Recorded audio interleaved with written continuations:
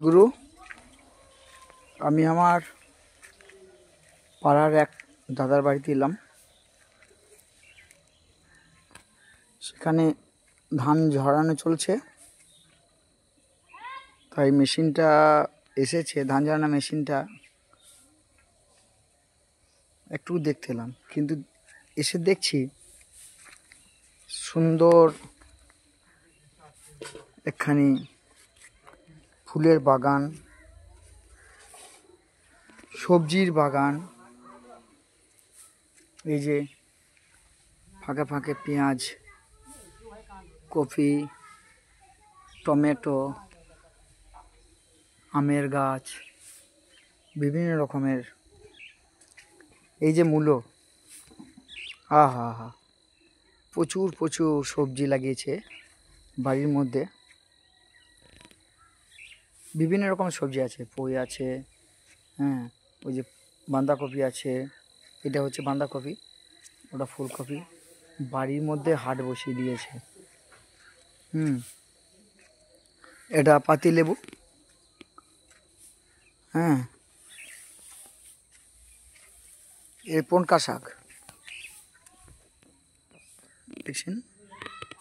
ওই পনকা শাক খাওয়া হয়েছে কেটে, আর এদিকটা নতুন আবার হালি লাগিয়েছে। বিশাল এরিয়া। ও এই যে এই ধান ঝরানো হবে।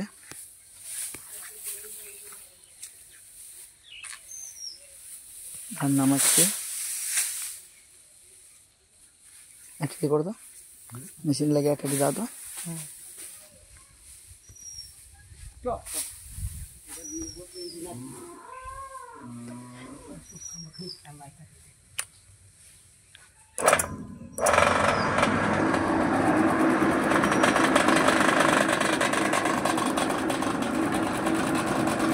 এই যে ধান ঝাড়াই হবে এবার।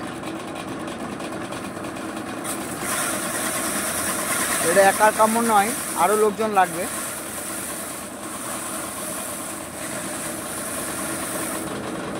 বুঝছেন,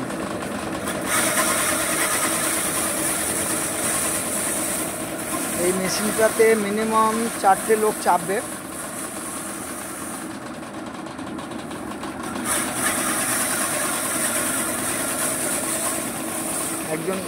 একজন ধান দেবে, একজন পালা দেবে।